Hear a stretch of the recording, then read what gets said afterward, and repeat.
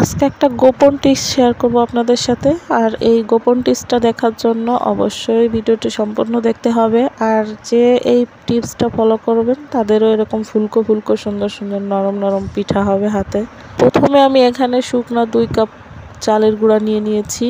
আর এটার মধ্যে সামান্য পরিমাণ লবণ আর একটু চিনি আর কুসুম গরম পানি দিয়ে এটা ভালো করে মেখে নিব। এটা আমার মাখতে হবে প্রায় আধা ঘন্টার মতো, কারণ যত মাখবো শুকনো চালের গুঁড়া ততই ভিজবে আর আঠালো একটা ভাব চলে আসবে। এরপরে আমি একটা ঢাকনা দিয়ে ঢেকে রেখে দেব 10 মিনিটের জন্য। তারপরে 1 কাপ আটা, যেটা আপনারা খান, আটা অথবা ময়দা যে কোনো একটা দিতে পারেন। আমি এখানে আটা দিয়েছি। আটা দেওয়ার পরে এটা আবার ভালো করে কষলায় মাখাতে হবে। এটাও আমি আরো প্রায় 20 মিনিটের মতো ভালো করে মাখাচ্ছিলাম। এখন ওই কুসুম গরম পানিটা দিয়ে দিলাম। আর এবারে আরো 15 মিনিটের মতো কষলায় ভালো করে একটা আঠালো আঠালো ভাব নিয়ে আসবো। যেসব আপুরা পিঠা আগে পরে কখনোই বানান নাই, তারা যদি এই রেসিপিটা সম্পূর্ণ ফলো করেন, আমি আশা করছি অবশ্যই আপনার হাতেও পিঠা ভালো হবে। আর এর মধ্যে যদি পিঠা ভালো নাও হয়, একটা গোপন টিপস আছে, সেটাই আপনাদের সাথে শেয়ার করব। দেখতে থাকুন, অবশ্যই আপনি পারবেন। কেটে কেটে বা টেনে টেনে ভিডিওটি দেখবেন না, তাহলে হয়তো আপনি কোনোভাবেই বুঝতে পারবেন না এর ভিতরে সেই গোপন টিপসটা আমি কখন অ্যাড করব।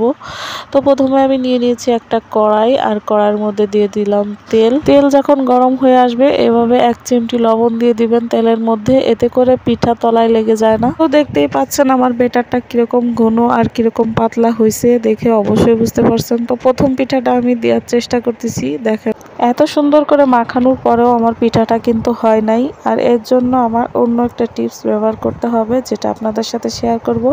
তার জন্য লাগবে আমার বেকিং পাউডার। আর বেকিং পাউডার দেওয়ার পরে দেখেন কি জাদুকারি পিঠা হয়। মাশাআল্লাহ, আমার পিঠা কিন্তু এখন অনেক ভালো ফুলকো ফুলকো পিঠা হয়ে যাবে। আর এর জন্য আমাদের কিন্তু 1 চামচ না, হাফ চামচের মতো বেকিং পাউডার অ্যাড করতে হবে। আপনার যতটুকু বেটার আছে তার উপর ডিপেন্ড করে আপনি অ্যাড করবেন।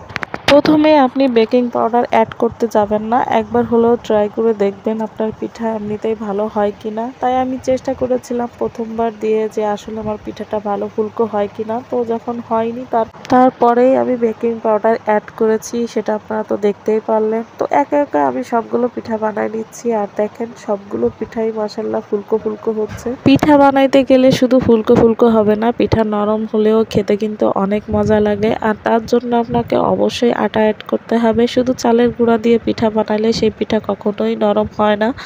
পরের দিনেও সকালে দেখবেন ওগুলো এত শক্ত হয়ে গেছে যে আপনি খাতেও পারতেছেন না। তো এর জন্য আটা ব্যবহার করলে আপনি 3-4 দিন রেখে খেতে পারবেন। তো কেমন লাগলো আজকের রেসিপিটা অবশ্যই কমেন্টে জানাবেন। আর ভালো থাকবেন, সুস্থ থাকবেন। আল্লাহ হাফেজ। আর আমার ভিডিওতে লাইক, কমেন্ট অ্যান্ড একটা শেয়ার দিয়ে দেবেন।